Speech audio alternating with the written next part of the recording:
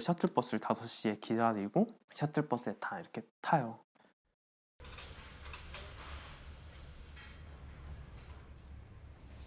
일일 계약서 같은 거 쓰고 핸드폰 반납하기 전에 출근 찍는 게 있어요. 내가 일을 해도 그걸 안 찍으면 출근 인정 안 되는 거라서 한층 올라가면 1층, 2층, 2.5층, 3층 이렇게 분류할 수 있는 주르륵 사람들이 있어요. 거기서 신청을 하는 거예요. 나 1층에서 오늘 하겠다, 2층에서 하겠다, 2.5층에서 하겠다.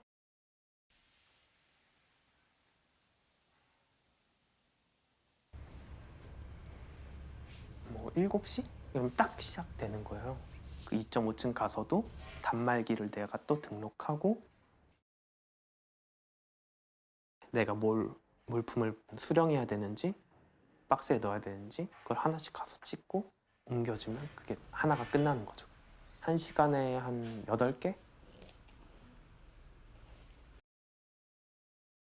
밤 10시까지 하고 10시에 식사 시간이 딱 40분이에요. 근데 식사하려고 가면 4층까지 가야 되거든요. 근데 통로가 저 왼쪽 끝에 있어요.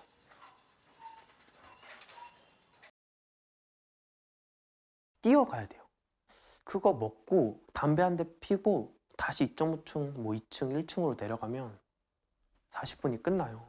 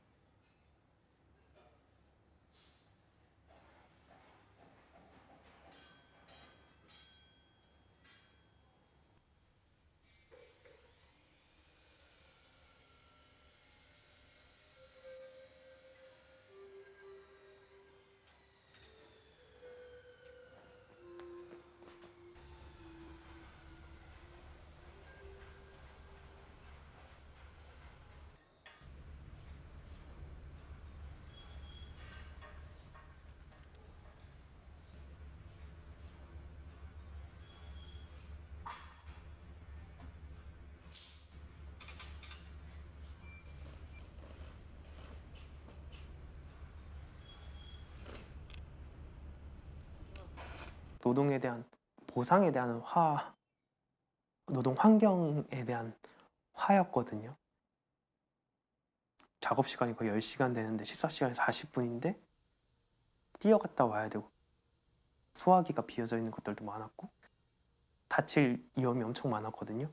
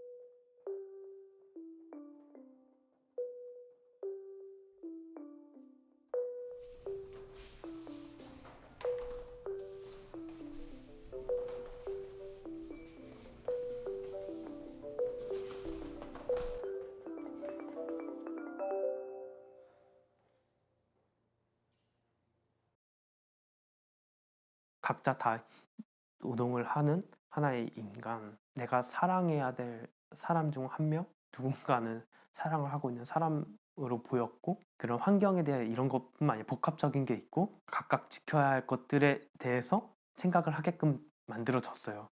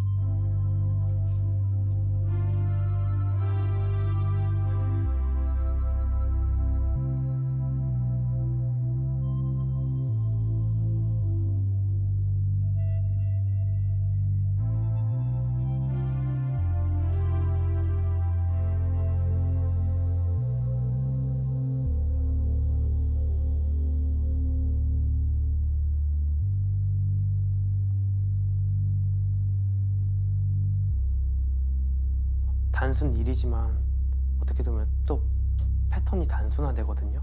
오고 가는 시간도 있고, 저로 따지면 오늘 뭐 6시간 내 몸을 통해서 일을 했어. 그러면 퇴근하는 전철 1시간에서는 뭐 30분은 유튜브를 보고, 뭐 30분은 뭐 다른 공부를 하고, 집에 가서는 집안일을 하고, 이런 것처럼 제가 쌓여가는 것들이 아니라 단순 내가 오늘 육체 노동 말고도 다른 걸 했다라는 기분을 채울 수 있는 그런 것을 찾아서 하게 되더라고요.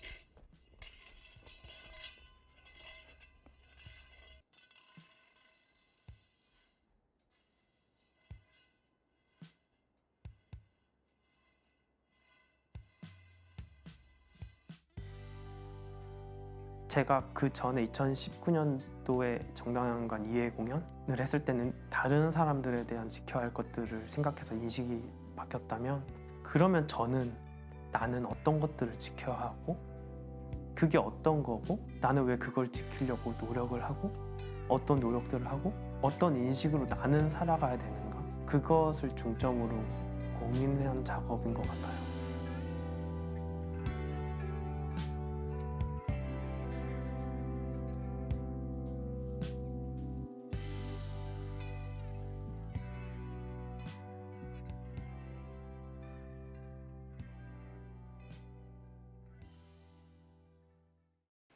안녕하세요. 정찬일입니다. 저는 김승현입니다. 저희는 이미그룹으로 함께 이번 레지던시에 참여하고 있습니다. 저희는 주로 퍼포먼스 필름이랑 영상, 그리고 입체 설치 매체들을 연결해서 주로 작업을 진행하고 있습니다.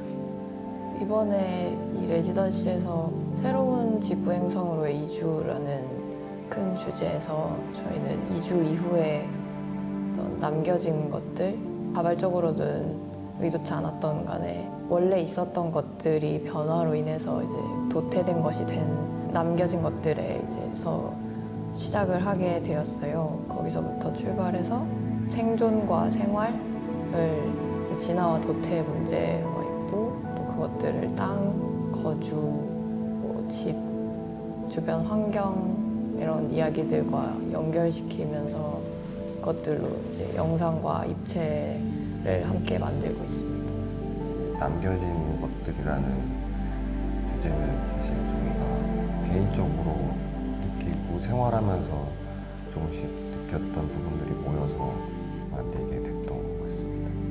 그냥 덤덤하게 봐주시면 좋을 것 같습니다.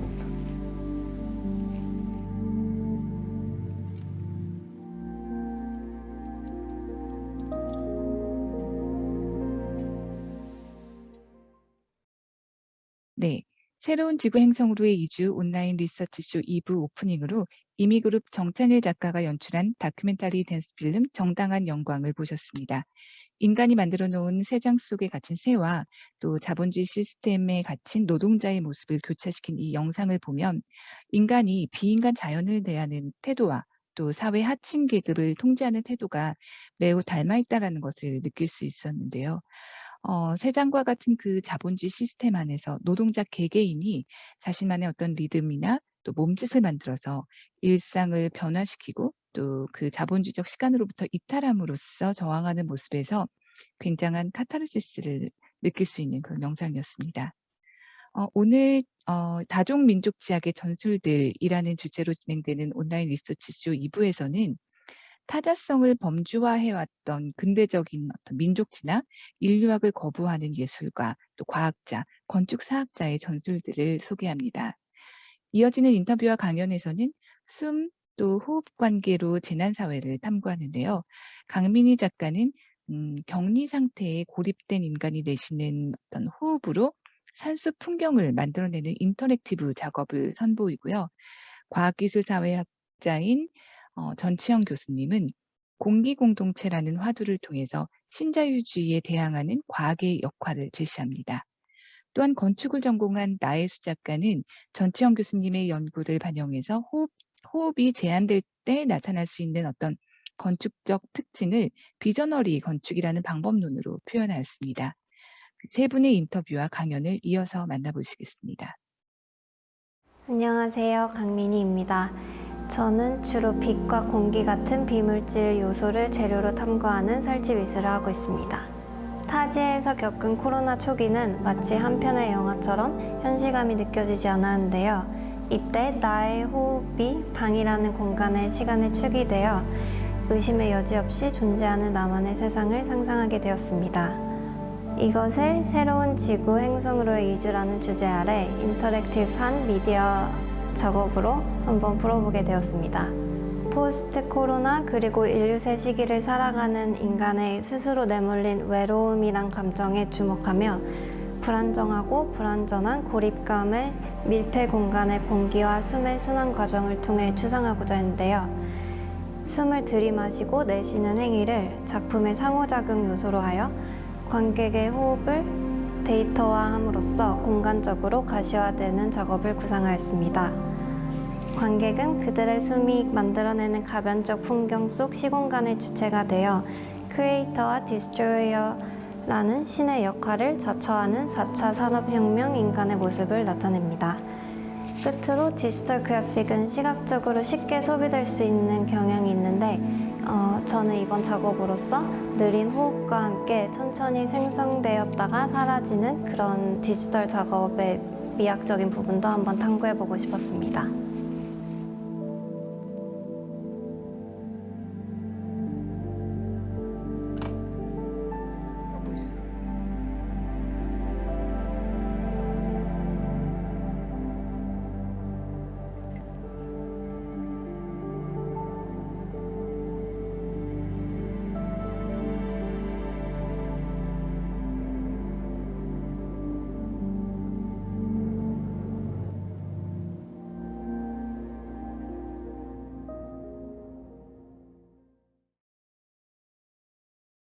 안녕하세요. 저는 카이스트 과학기술정책대학원과 인류사 연구센터에 소속되어서 연구하고 교육하고 있는 전치영이라고 합니다.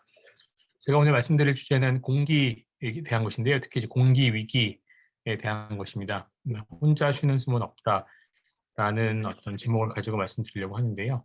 우리가 지금 어떤 공기 위기를 겪고 있다라고 생각을 하고 저희가 그렇게 포착을 하고 있고, 그런 공기 위기 속에서, 다중의 공기 위기 속에서 어떤 종류의 과학, 어떤 종류의 새로운 시도, 이런 것들이 필요한지에 대해서 생각해보는 시간을 가지려고 합니다.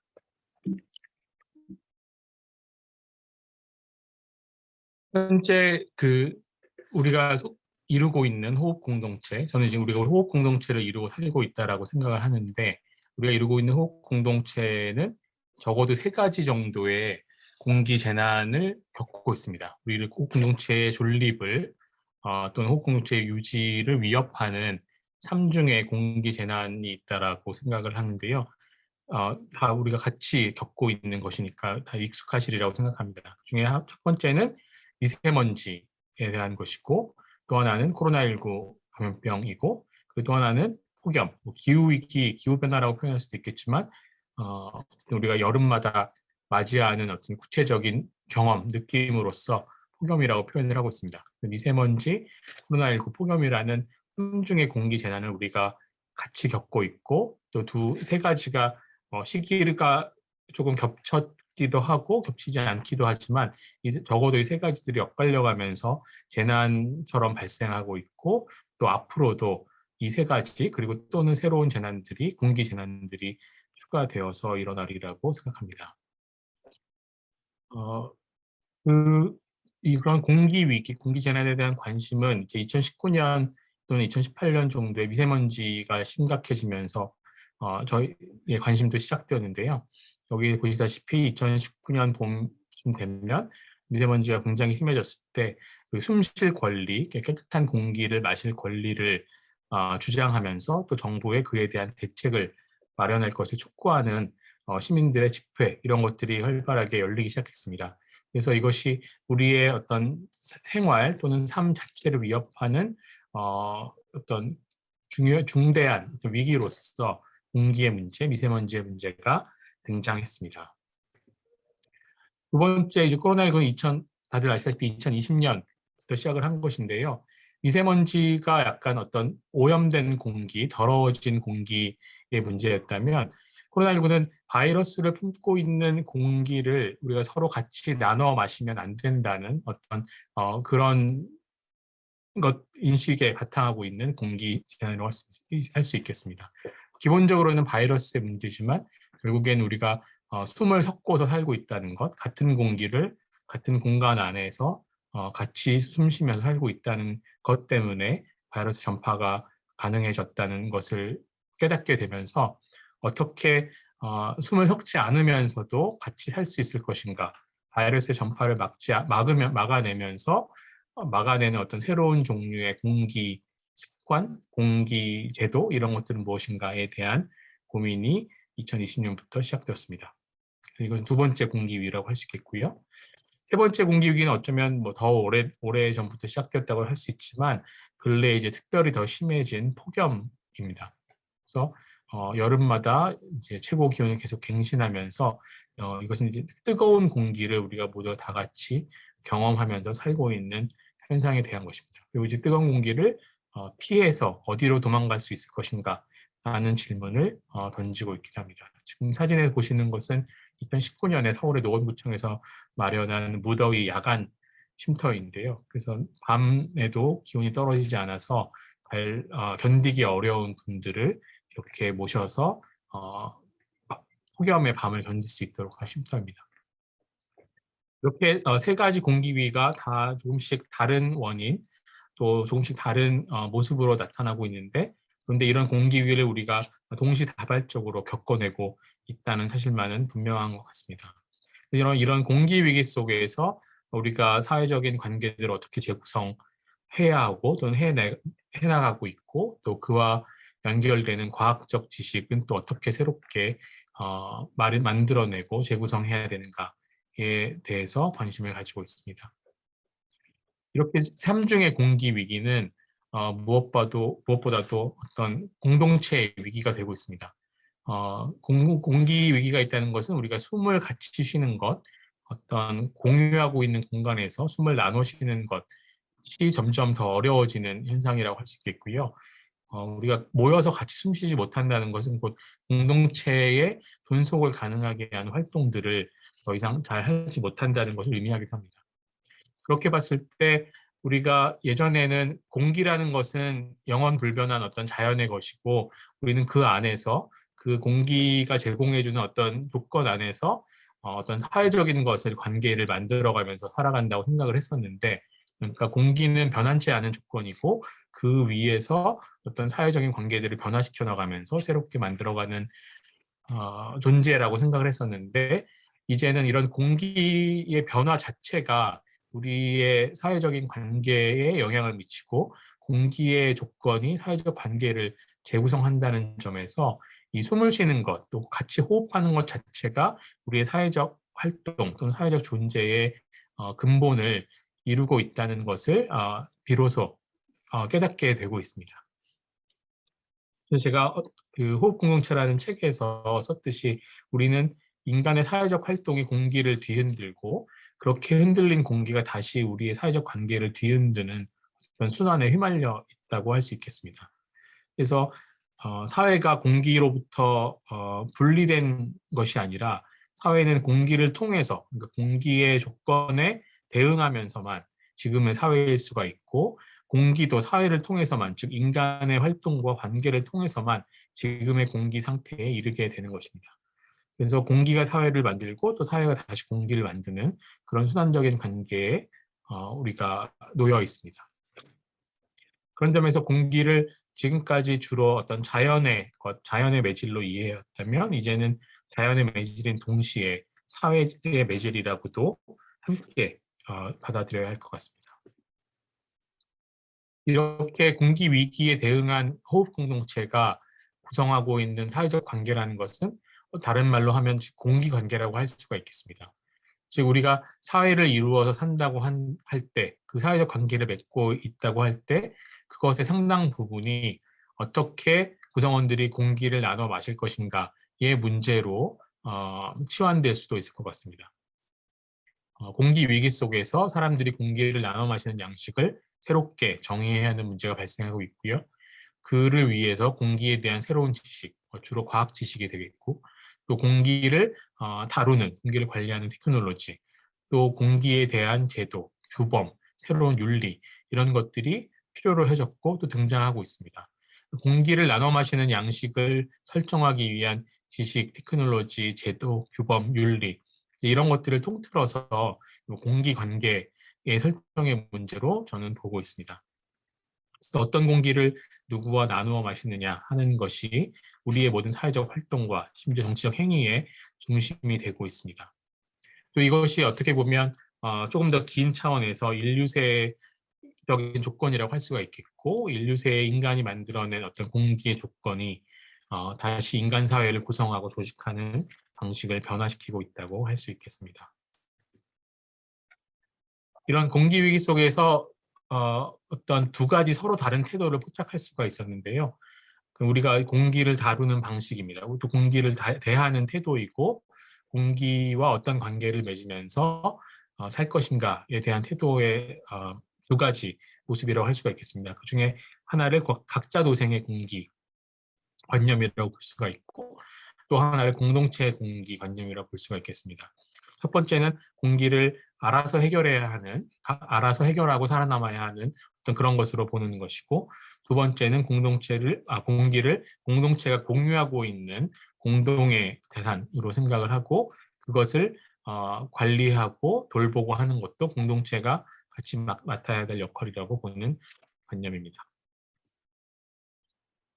각자 도생의 공기는 자기가 숨 쉴 수 있는 어떤 한 줌의 공기, 자기 자신의 몸 코앞에 놓여 있는 공기를 확보하기 위해서 개개인이 스스로 노력해야 한다는 생각을 깔고 있습니다.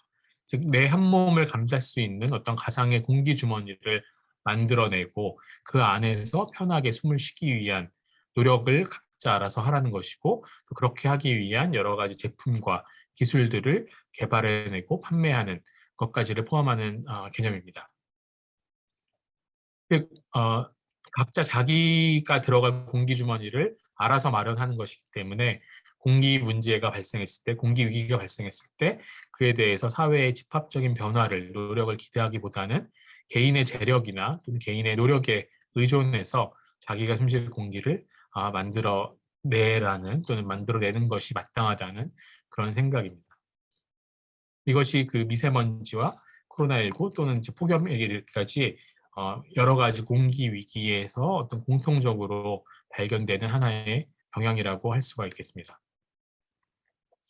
이런 각자 도생의 공기관에서는 이런 개인이 또는 어떤 가족 단위에서 마실 수 있는 깨끗한 공기를 제공하고 또 구매하기 위한 기술들이 계속해서 나오고 있습니다.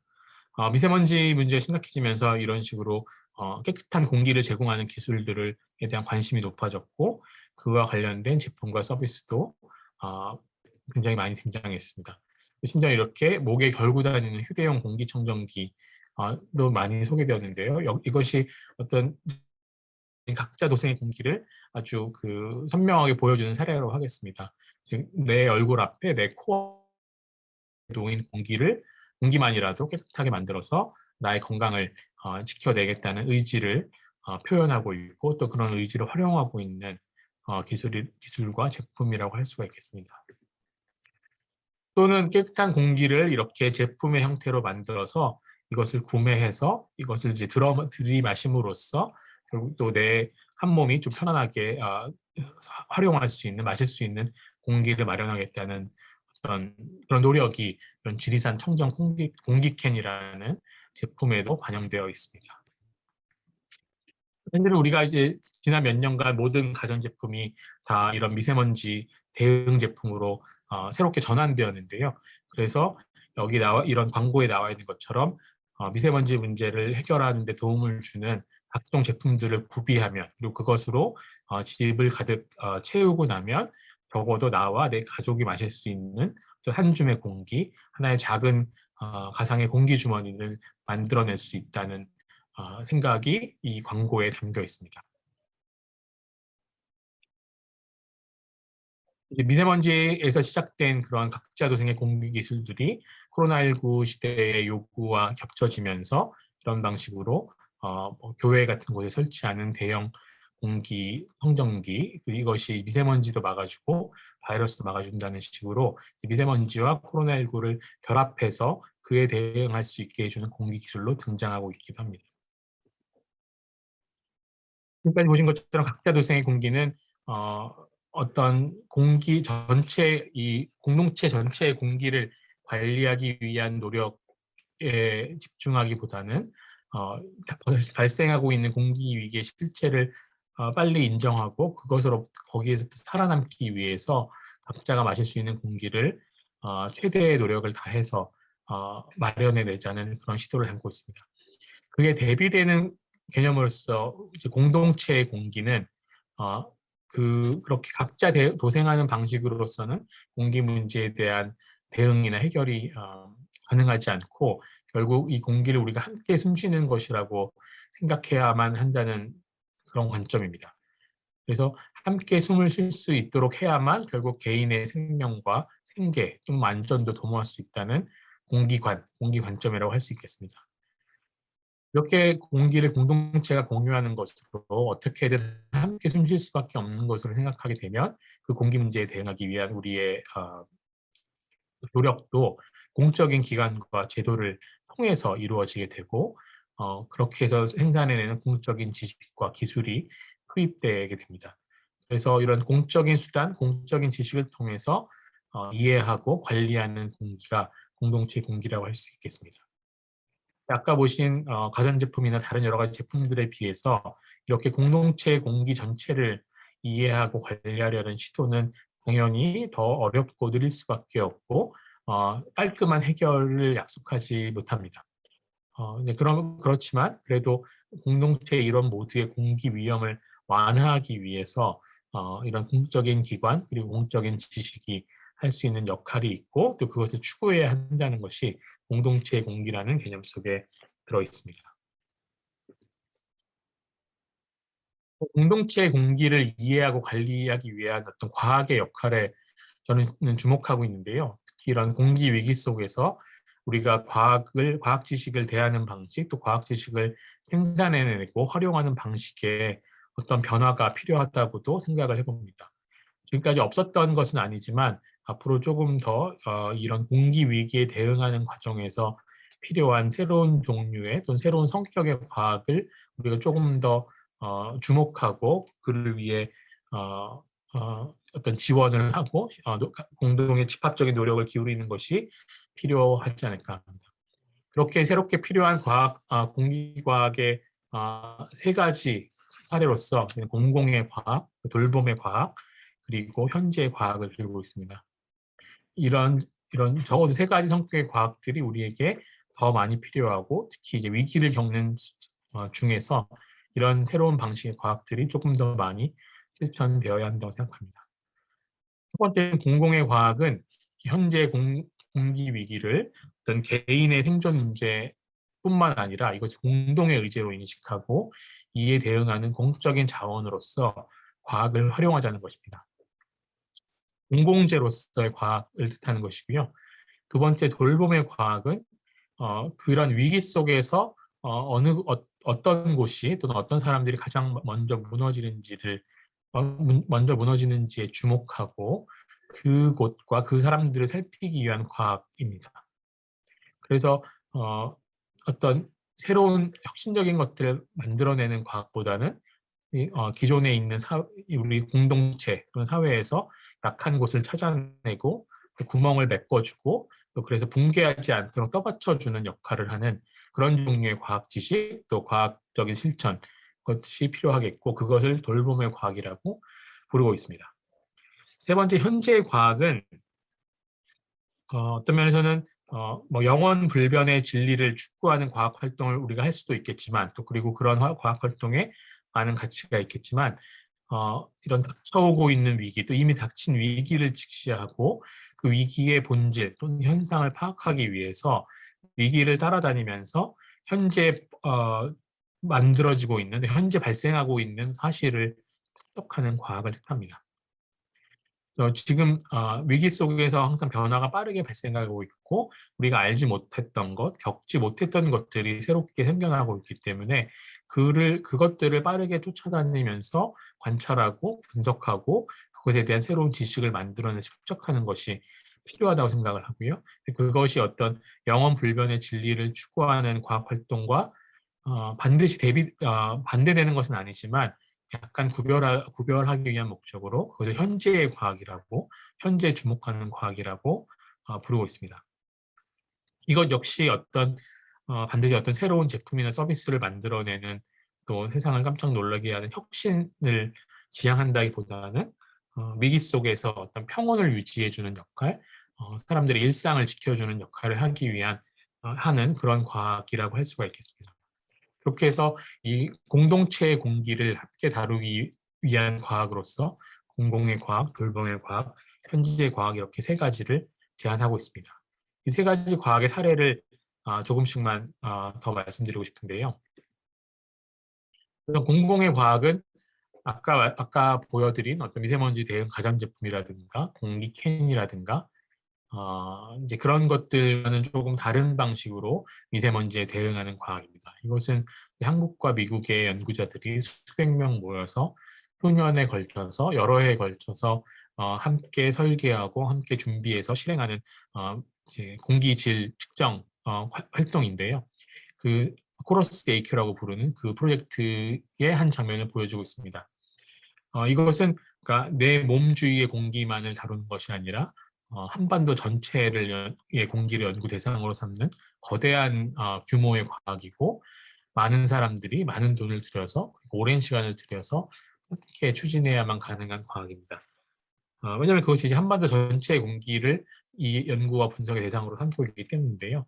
저런 거대한 항공기에 측정 장비를 싣고 오른쪽 지도에 나온 것처럼 한반도 전체를 다 다룰 수 있도록 비행 경로를 설정해서 돌아다닙니다. 그러면서 각 지점들의 공기질을 측정하고 그로부터 새로운 과학적 지식을 만들어내고 또 그로부터 가능하다면 미세먼지와 또 다른 공기 문제에 대한 대응을 설계할 수 있게 됩니다. 그래서 이런 한반도를 감싸는 대규모 공기를 연구 대상으로 삼는 과학이라는 점에서 이것을 공공의 과학의 한 사례로 볼 수가 있겠습니다. 이것은 전국 각지에 있는 공장이나 다른 미세먼지 발생 장소들을 찾아가서 거기서 배출되는 미세먼지의 양을 측정하고 기록하기 위한 활동을 보여주고 있는데, 여기서는 지금 드론을 사용해서 그런 활동을 하고 있습니다. 결국에는 그 미세먼지 배출 양과 분포와 또 그 변화는 누군가가 어떤 방식으로든 측정하고 그 데이터들을 종합해야만 알 수 있게 되는 것인데요. 이것을 하는 것도 결국 미세먼지 대응서 제품을 개발하는 가전 기업에서는 할 수 없는 일일 것이고, 결국엔 일종의 공무수행을 하는 공무원 같은 사람들이, 그러니까 과학으로서 공무수행을 하는 분들이 일일이 관찰하고 수집하고 분석해야만 얻을 수 있는 한반도 전체의 미세먼지 데이터, 미세먼지 지식이라고 할 수가 있겠습니다. 그런 점에서 이것도 공공성을 띠는 공공의 과학이라고 할 수가 있겠습니다. 두 번째, 돌봄의 과학은 아까도 말씀드렸다시피 사회에 조금 더 약한 지점, 또 무너지기 쉬운 사람들, 또 좀 더 취약한 곳을 돌보는 데 주목하는 과학입니다. 여기 보신 것은 이제 그 여름에 폭염이 닥쳤을 때 공식적인 온도, 공식적인 기온 데이터, 발표되는 데이터들이 다 보여주지 못하는 기온들, 즉 사람들이 실제 일하면서 생활하면서 겪는 온도를 측정해서 보여주는 일종의 시민과학 프로젝트입니다.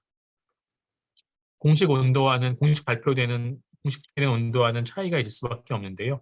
왜냐하면 사람들이 실제로 땡볕에서 일하면서 움직이면서 체험하는 온도를 담고 있기 때문이다. 그리고 실제로 중요한 것은, 이게 폭염 대응에 중요한 것은 결국 사람들이 경험하는 이와 같은 온도일 것인데요.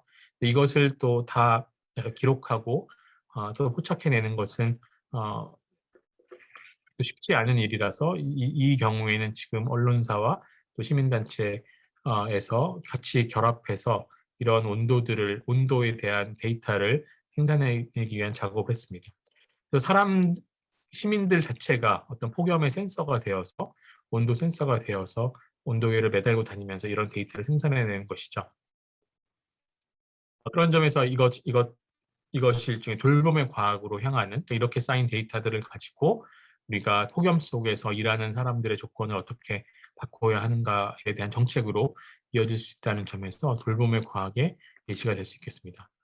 또는 항상 폭염이든 또는 조건에서든 꽤 더 어려움을 겪는 톡방촌 같은 곳의 공간에 주목하고 이곳의 공기 조건을 또 측정하고 분석하고 그에 대한 대안을 마련하는 것도 돌봄의 과학의 한 사례 또는 그 대상이라고 할 수가 있겠습니다. 이것은 코로나19 때 출판된 논문에서 가져온 그림인데요. 서울의 한 콜센터에서 집단 감염이 있었을 때 그에 대한 역학조사를 바탕으로 출판된 논문입니다. 근데 콜센터에서 집단 감염이 있었을 때 이렇게 분석을 해봤더니 지금 파란색으로 표시된 부분에 있었던 사람들이 감염되었다는 것인데요. 이렇게 과학 논문이지만 이 그림을 가만히 들여다보고 있으면 콜센터의 어떤 노동 조건, 사람들이 어떤 방식으로 관계를 이루고 어떤 방식으로 배치되어서 일을 하다가 감염되었는지를 이해할 수 있게 또는 상상할 수 있게 해줍니다. 그래서 콜센터 내부의 공기관계를, 사람들이 맺고 있는 공기관계를 이해할 수 있게 해준다는 점에서, 그리고 그것이 얼마나 취약한 조건에 있었는지를 알게 해준다는 점에서 이것도 일종의 돌봄의 과학의 하나의 지식이라고 할 수가 있겠습니다. 그 논문에 나와 있는 것처럼 코로나19의 확산은 거의 전적으로 10일쯤에 국한되었는데 이는 사람 간 상호작용이 지속되는 시간이 바이러스가 더 멀리 퍼지도록 촉진할 수 있음을 나타낸다, 이렇게 되어 있는데, 그것은 결국 이 사람들이 오랜 시간 밀접한 상태로 모여서 숨을 어느 정도 섞으면서 일을 했다는 것이죠. 장시간 일을 했고 그것이 곧 바이러스의 확산을 촉진하는 조건이었다는 것을 우리가 연구를 통해서 차례차례 밝혀내왔습니다. 그리고 이런 공간들, 이런 사람들에 대한 연구를 해서 생산을 해내는 것이 결국 이들에 대한 돌봄의 요구로 이어질 수 있다는 점에서 이것을 돌봄의 과학의 하나의 사례로 볼 수 있겠습니다. 마지막으로 현재 과학은 현재 실시간으로 굉장히 빠르게 변화하는 위기 상황에 대한 지식을 축적해 나가는 과학 활동입니다. 이것은 코로나19 대응 지침, 지자체 배포하는 대응 지침이 2020년과 2021년을 거치면서 얼마나 많이, 얼마나 자주 계속해서 개정되어 왔는지를, 계속해서 업데이트되어 왔는지를 보여주는 목록입니다. 그래서 원래 다 알지 못했던 새로운 현상들, 새로운 바이러스, 새로운 메커니즘이었기 때문에 그것들을 연구해 나가면서 새로운 지식과 가이드라인을 계속해서 업데이트할 수밖에 없었고, 그렇게 해서 현재에 발생하는 일과 현재 데이터들을 빠르게 업데이트하는 것이 결국 공기 위기에 대한 대응에서 중요한 일일 것입니다. 그러니까 한번 우리가 지식을 만들어냈다고 해서 그것이 영원불변한 것이 아니라 끊임없이 변화하는 세계 속에서 지식을 계속 업데이트해야 하는 그러한 모습을 잘 보여준다고 할 수 있겠습니다. 그런 점에서 이것을 어떤 현재 조건에 빠르게 대응하는 현재 과학의 사례라고 할 수가 있겠습니다. 그런 의미에서 이것은 매년 여름에 서울 도심 한복판에서 행해지는 폭염 측정 활동인데요. 이렇게 해서 결국에는 어떤 연구자들이 같은 시기에 모여서 같은 장소에 모여서 이렇게 센서를 카트에 싣고 걸어 다님으로써 우리가 현재 어떤 공기 조건에 놓여 있는지를 이해할 수 있게 해주는, 기록해서 분석함으로써 이해할 수 있게 해주는 활동입니다. 이런 데이터들이 매년 쌓임으로 해서 결국 지금 우리가 살고 있는 공간에 대한 지식, 특히 어떤 공기 조건에 대한 지식을 더 잘 쌓아갈 수가 있습니다. 그런 점에서 이런 현재 과학의 데이터들이 쌓여서 점차 미래에 대한 우리의 이해, 예측으로도 이어질 수 있다고 하겠습니다. 혹시 광화문 광장에서 폭염 센서를 놓고 측정하는 장면입니다. 이런 대응들이 점점 모이게 되면 이제 앞으로의 50년, 100년 이후의 공기에 대한 예측도 가능해지고 여러 가지 시나리오를 만들어내고 그에 대한 우리의 대응도 설계할 수가 있게 됩니다. 이건 이제 많은 분들이 얘기를 들으셨을 IPCC, 그러니까 기후변화에 관한 정부 간 패널이 낸 보고서인데요. 점차 악화되고 있는 또는 악화될 것으로 예상되는 우리의 공기 조건을 보여주고 있습니다. 현재 계속 축적된 데이터들이 미래를 가리키고 있는 것이죠. 또 한국의 기후변화가 계속되면 이것이 앞으로 100년 동안 어떤 변화를 일으킬 것인지, 폭염이 점점 더 여름의 긴 부분을 차지하는 미래에 대해서 얘기해주고 있게 됩니다. 현재의 데이터를 축적해서 미래를 알 수 있게, 내다볼 수 있게 하는 과학이라고 할 수가 있겠습니다. 이렇게 변화하는 공기 위기 속에서, 또 점점 심각해지는 공기 위기 속에서 우리가 공공의 과학, 또 돌봄의 과학, 현재 과학을 실천해 나가고 있는데요. 그러나 이제 우리 호흡 공동체의 미래가 과연 어떠할 것인지에 대해서는 뭐 그 전망이 반드시 밝다고는 할 수가 없겠습니다. 여기 제가 써놓은 것처럼 피서는 끝났다라고도 볼 수가 있을 텐데요. 잠깐 피해서 위기를 잠깐 피했다가 다시 돌아오면 되는 그런 상황이라기보다는 어쩌면 이제는 피서보다 조금 더 심각한 의미에서의 피난을 준비하는 시기일지도 모르겠습니다. 그래서 이런 피서로는 해결되지 않는 어떤 피난의 단계가 올지도 모르겠는데요. 또 어떤 사람이 공기 종말이 있을 수도 있다고 생각을 하겠고요. 그런데 앞으로 상황이 좋아지든 또는 더 악화되든 간에 어떤 위기가 닥쳤을 때 그 위기를 조금이라도 덜 고통스럽게 만들기 위한 과학이 필요하고 또 당연히 정치의 노력도 필요하겠습니다. 그래서 어떤 면에서는 이런 공공의 과학, 돌봄의 과학, 현재의 과학처럼 저희가 얘기하고 있는 어떤 이런 새로운 특성을 가진 과학들은 이런 위기 상황, 재난 상황 속에서 그 피해를 완화하고 분배하는 데 도움을 주는 과학이라고 할 수 있겠습니다.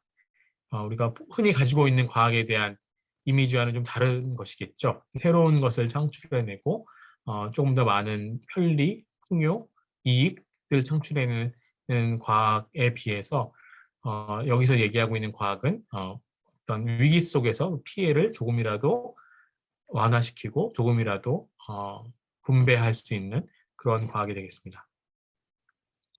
그래도 위기 속에서도 이런 과학을 계속해서 실천함으로써 새롭게 제기되는 공기관계에 대한 요구, 그러니까 우리가 위기에 대응해서 우리가 맺고 있는 공기관계를 어떻게 재설정할 것인가, 이런 과제에 과학이 나름의 역할을 가지고 참여할 수 있을 것입니다. 그런 것을 통해서 위기 속에서 결국은 공기관계를 어떻게든 조율해 나가면서 새롭게 설정해 나가면서 호흡 공동체를 꾸려 나가야 할 텐데요. 그런 몇 가지 단서들을 최근의 위기 속에서 발견할 수가 있었습니다. 이것은 이제 서울시향에서 코로나19를 거치면서 거리두기 공연을 하는 모습인데요. 이런 모여서 하는 공연이 어려워지면서 서울시향도 굉장히 많은 고민을 했었던 것 같고, 당연히 연주자들 사이에 거리를 띄우는 것 이외에도 무대의 배치를 새롭게 하고 곡의 편곡을 다르게 하고 합창단과 연주자의 배치도 다르게 하고 규모를 줄이고, 그래서 이제 바이러스의 감염을 최소한으로 최소한으로 할 수 있는 새로운 오케스트라의 공기관계를 설정하고, 그렇게 변화된 조건 속에서 또 어떻게든 다시 소리를 모아내고 조율해서 음악을 만들어내는 시도, 이런 것이 결국에는 우리가 오케스트라 단원이 아니더라도 지금 다 같이 나름대로 하고 있는 작업이 아닐까 합니다. 변화한 공기 조건, 공기 위기 속에서 새로운 공기 관계를 찾아내고 그것에 적응해내고 또 그것으로부터 새로운 일을 도모하는 것, 또는 또 기존의 활동을 유지해 나가는 것, 이것이 지금 우리가 하고 있는 일인 것 같습니다. 거리를 유지하면서 연대하는 것, 떨어져 있으면서도 연결하는 것, 이런 새로운 공기관계에 대한 시도라고 할 수 있겠습니다. 아까 처음에도 보여드렸던 사진이지만 이 사진으로 끝을 맺으려고 하는데요. 이것은 역시 폭염 속에서 우리가 또 새롭게 준비하고 있는 공기관계의 한 모습이라고 할 수 있겠습니다. 그래서 폭염을 피해서 도망치기 어려운, 도망칠 수 없는 사람들도 많이 있을 텐데, 그런 사람들, 폭염 난민이라고 부를 수도 있겠고, 어떤 피난민의 모습처럼 지금 강당에 텐트를 친 것이 그렇게 보이기도 하는데요. 그래서 이런 상황이 앞으로 조금 더 길게, 조금 더 자주 발생할 수 있을 텐데, 이렇게 누구든 언젠가는 피난을 떠나야 하는 그런 위기 속에서 피난민을 어떻게 맞이할 것인가, 또는 어떻게 피난민이 되어서 살아갈 것인가에 대한 고민이 시작되고 있는 것 같습니다. 그리고 그렇게 이런 피난민을 맞고 피난민이 되는 상황 속에서 새롭게 구성해야 될 공기관계도 고민해야 되겠고요. 거기에 과학 지식, 그런 과학적인 실천이 할 수 있는 역할이 있을 것 같습니다. 그리고 그런 일을 하는데 아까 말씀드린 공공의 과학, 돌봄의 과학, 그리고 현재의 과학이 나름대로의 과학의 새로운 역할로서 등장하고, 그것을 가지고 우리가 새로운 공기관계를 구성하기 위해서 노력을 할 수 있으리라고 생각합니다. 네, 오늘 공기 위기와 새로운 과학에 대한 저의 얘기는 여기까지로 끝내겠습니다. 고맙습니다. 안녕하세요. 저는 이번 청년 레지던시에서 건축 부문을 맡고 있는 나혜수입니다.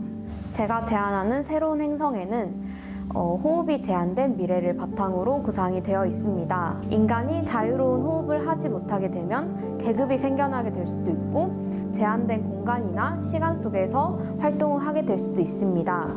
인간이 자연적으로 신선한 공기를 얻지 못한다면 뭔가 대형 호흡기에 의존해서 살아갈 수도 있습니다.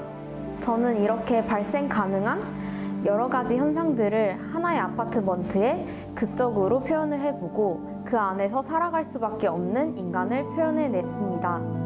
그 아파트먼트 안에서는 다양한 활동들이 일어나게 되며 이들을 복합적으로 해결해주는 컴팩트한 공간입니다. 심지어 대형 공기의 튜브도 있기 때문에 사람들의 호흡까지 해결해줍니다. 인간은 호흡이 불안한 채 삶이 불가능하며 이에 의존하여서 다양한 사회활동을 하게 됩니다. 저는 호흡과 사회 간의 관계를 파악하고 이를 물리적으로 표현해 보았습니다. 이런 공간 속에서 살아야만 하는 인간의 비참한 감정을 함께 상상해 주시면서 감상하시면 될 것 같습니다. 네. 위기 속에서 공기관계를 조율하고 재설정하면서 어떻게 호흡 공동체를 꾸려나갈 것인지에 대한 과학계의 새로운 어떤 시각을 보여주신 전치영 교수님, 그리고 이에 대해서 예술적 방법론을 통해 응답한 강민희 나혜수 작가 인터뷰 잘 들었습니다. 다음 이어지는 인터뷰와 강연도 그 인류세의 재난과 도시 그리고 건축 분야의 대응을 살펴볼 텐데요. 박지수 작가는 소음 공해와 생태계의 영향 관계를 광주 지역의 사운드스케이프를 통해 진단하고 있고요. 건축사학자이신 조현정 교수님은 3.11 이후 일본 건축계에 등장한 새로운 사유와 실천을 통해서 어떤 재난 이후 미래의 건축 문화에 대한 첨예한 쟁점들을 소개합니다. 안녕하세요. 저는 인류세의 소음공해와 물성이라는 주제로 작업하고 있는 박지수라고 합니다. 인류세에는 우리가 발딛고 있는 광주 땅이 어떤 물성으로 변화하고 어떤 새로운 이야기를 품게 될까라는 질문으로 제 작품은 시작됩니다. 아직은 미시적 환경으로 분류되는 소음공해가 광주라는 지역과 어떻게 반응하는지 연구하고 주파수 데이터 기반으로 시각화 작업을 진행하고 있습니다. 100년 후에는 소음공해가 집안에 각인되어 눈에 보일 정도로 우리를 역습한다라는 가설로 광주의 생활상이 드러나는 표본들을 채집하고 물성 변화를 실험하고 있습니다. 친환경 건축가로 활동하면서 땅에 얽힌 이야기들을 기록하는 작업을 한 적이 있는데요. 공사 현장에서 소음 진동을 측정하던 환경 센서를 작품에 적극적으로 활용하고 있습니다. 문명이 만들어낸 소음공해가 공기 중에 흩어지는 것이 아니라 물질 세계에 직접적으로 침투해서 관객이 평상시에는 잘 인지하지 못하는 소음공해에 대해서 인지하도록 하는 것이 이 작품의 의도입니다. 네, 안녕하세요. 저는 카이스트 인문사회학부에서 건축사와 미술사를 가르치고 있는 조현정이라고 합니다. 최근 카이스트 인류세 연구센터에서 여러 다른 분야의 교수님들과 함께 인류세를 주제로 해서 건축과 도시, 위기와 생존이라는 문제를 같이 고민하고 있습니다. 최근 들어 건축이 기후 위기의 주범이라는 인식이 커지면서 인류세의 위기에 어떻게 대처할 것인가에 대한 건축계의 목소리가 높아지고 있습니다. 통계에 따르면 그 기후 위기를 초래하는 탄소 배출의 한 40% 가까이가 건물을 짓고 유지하고 이걸 철거하는 데서 나온다고 합니다. 그렇다면 인류세적 관점에서 가장 좋은 건축적 대응은 기존 건물의 수명을 늘리고 새로 건물을 안 짓는 것이라고까지 할 수가 있겠죠. 저는 인류세와 건축이라는 문제를 일본 건축, 특히 3.11 이후에 일본 건축계의 대응을 중심으로 해서 위기에 대응해서 건축가들이 어떤 노력들을 하고 있는지를 소개해 드리고자 합니다. 반갑게도 2021년 11월 공간 잡지는 기후 재난을 특집으로 하고 있습니다. 건물이 설계되고 또 유지되고 해체되는 각 단계, 그 건물의 라이프 사이클에 따라 어떤 문제들이 발생하고 또 어떻게 해결할 수 있는지를 전방위적으로 검토한 대단히 드문 훌륭한 기획이라고 생각하고요. 인류세와 건축의 문제에 관심이 많으신 분들은 한번 참고하시면 좋을 것 같습니다. 콘크리트의 사용 연한을 늘릴 수 없는가? 건물의 수명은 어떻게 연장할 것인가? 건물의 자재를 재활용하는 방식, 또 폐기물은 어떻게 처리하는가? 다각도로 기후 재난 속에서 건축의 역할과 새로운 책무에 대해서 다루고 있습니다. 여기 실린 공간 잡지에서 소개된 다양한 예 중에는 이런 도시 녹화에 관한 흥미로운 건축물도 있고, 또 콘크리트를 대체할 새로운 건축 재질로 해초를 가공한 그런 시웨이드 대치들이 이매진드라는 작업도 있습니다. 근데 한국에서는 사실 인류세라는 생소한 개념보다는 방금 보신 것처럼 기후재난이나 기후위기라는 좀 더 익숙하고 구체적인 당면 과제로부터 논의를 풀어가려는 경향이 강합니다. 근데 그 이웃 나라 일본에서는 비교적 인류세 논의가 건축과 관련된 논의에도 상당히 깊숙이 들어와 있다는 생각이 듭니다. 지금 일본 건축학회 기관지인 건축 잡지는 2차례에 걸쳐서 인류세 특집을 내는데 아주 최근 2021년 10월에도 인류세 건축과 도시론이라는 주제로 건축가들과 여러 분야의 사람들이 모여서 논의를 이어가고 있습니다. 사실 그 기후 위기를 주제로 할 때보다 그때는 사실 논의가 건축에 관한 것으로 한정되는 데 비해서 인류세라는 새로운 프레임을 사용을 하면 이 건축 잡지에서는 인류세라는 새로운 프레임을 통해서 건축뿐 아니라 뭐 사회학이라든지 경제학, 자연과학 등 여러 분과를 넘나드는 간학제적인 논의의 지평이 열린다라는 인상을 받았습니다. 그래서 이 건축 잡지에는 뭐 건물의 에너지 절감이나 스마트 공유도시 같은 어떤 건물의 기술적인 접근에서부터 좀 더 크게는 자본주의 비판, 뭐 포스트 휴먼에 이르기까지 정치적이고 철학적인 이런 분과를 넘나드는 다양한 논의가 수록되어 있습니다. 저는 일본 건축 전공자고요. 특히 일본 건축은 인류세와 건축의 문제를 다루는데 상당히 유용한 사례를 제공한다고 생각됩니다. 일본은 인류세 시기 구분에 대단히 중요한 어떤 분기점에 해당하는 원폭의 피해를 입은 피폭국이고 또 역사적으로도 크고 작은 수많은 재난, 뭐 인재 그리고 전쟁, 자연재해를 겪으면서 독특한 문화를 발전시켜 왔습니다. 특히 일본 건축은 재난에 대한 대응으로 발전했다고 해도 과언이 아닙니다. 1923년 간토 대지진은 기존의 목조 위주의 전통 도시가 불연성의 철과 콘크리트로 대대적으로 교체된 계기가 되었고 또 근대 도시계획도 이 재난을 계기로 해서 최소한의 저항만 받고 새로 도입될 수 있었습니다. 또 2차 세계대전은 일본이 기존의 도시 맥락에 얽매이지 않고 현대적인 대도시를 세울 수 있는 일종의 타블로 라사를 제공했습니다. 이렇게 20세기의 대재난들이 지진과 전하에 견딜 수 있는 근대 건축의 발전을 촉진했다면 2011년 3월 11일 도호쿠 지방을 강타한 일종의 독립원 대지진 혹은 3.11은 근대 건축 자체에 대한 근본적인 회의를 초래합니다. 지진과 쓰나미 그리고 원전의 3중 사고로 얘기되는 일종의 3.11로 인해서 거의 일본의 동북부 지반의 500km에 이르는 해안가가 한순간에 쓰나미로 쓸려나갑니다. 지금 보여드리는 거는 구글 지도인데요. 이 3.11 전과 이후의 그 지형과 건조 환경이 완전히 전혀 다른 모습을 갖게 되죠.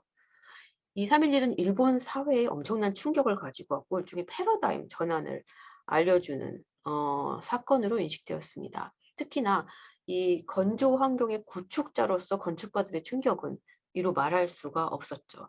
크고 강하고 튼튼한 근대 건축이 한순간에 쓰나미로 쓸려 버려간 그런 경험은 일본 건축가들에게 사실은 기존의 모더니즘에 대한 회의, 강력한 회의, 근본적인 회의를 가져왔고 새로운 건축관의 출현을 강하게 요청하게 되었습니다. 3.11 이후 일본 건축계의 가장 중요한 화두 중 하나는 단연코 리질리언스입니다. 지금 보여드리는 것은 일본 건축 잡지가 그 3.11 1주년 기념으로 내놓은 리질리언트 사회 특집호인데요. 이 리질리언스는 한국어로 회복 탄력성이라든지 탄력성 등의 말로 번역이 되기도 하죠. 이 리질리언스는 기본적으로 위기 시에도 시스템이 기본적인 기능을 수행하며 변화에 유연하게 적응하고 회복하는 그런 능력을 의미합니다. 그래서 과거에 20세기의 건축가들이 재난의 피해를 막는 혹은 재난을 막는 방제에 치중했다면 그 패러다임이 이 21세기에는 회복 탄력성으로 가게 됐고 건축가들의 역할은 회복 탄력적인 구조물, 회복 탄력적인 사회 시스템을 위한 어떤 역할로 논의가 모아지게 됩니다. 3.11 이후의 건축계 논의를 주도한 이는 다름 아닌 구마겐거입니다. 동경대학교 교수이고요. 구마는 그 3.11 직후에 작은 건축이라는 책을 냅니다. 한국어로도 번역되었고 영어로도 번역되었습니다. 재난 직후에 이 책에 서문을 썼는데 거기서 구마는 이 3.11은 이제까지 규모와 양의 경제에 충실해온 전후 모더니즘 건축에 내려진 일종의 천벌이다라고 서술하고 있습니다. 그러면서 앞으로의 건축은 더 이상 크고 강하고 강력한 건축 대신 작지만 유연하게 중앙의 인프라에 종속되지 않는 자독적인 건축 시스템을 갖는 것으로 나아가야 된다. 그래서 작은 건축이라는 개념을 통해서 더 리질리언스하고 앞으로 좀 더 지속 가능한 건축을 주장을 합니다. 고마에게 작은 건축은 단순히 크기가 작은 건축을 의미하는 것이 아니고 인간이 편하게 느끼고 쉽게 다룰 수 있는 단위의 부재를 쌓거나 의존하거나 엮거나 부풀리기 같은 방식을 통해 좀 더 복원 가능한 방식으로 축조한 건물을 의미합니다. 이렇게 거대하고 강력한 합리적인 모더니즘 건축에 대한 대안으로 작은 건축이 강조되었지만 그렇다고 건축가의 역할마저 축소된 것은 아닙니다. 오히려 3.11 이후 건축가들은 자신들의 거의 직능적인 전문성을 통해 개별 건물의 하드웨어를 설계하는 역할을 넘어서 이제는 사회, 경제, 산업 전반에 개입하는 소프트웨어 디자이너로서 즉 보다 확장된 건축가의 사회적 역할을 주장합니다. 즉 대제난이 그동안 사회와 유리된 예술품 또는 상품으로서의 건축이라는 그런 과거의 역할에 안주하는 대신 좀 더 그 사회적인 역할과 책무를 일깨운 거죠.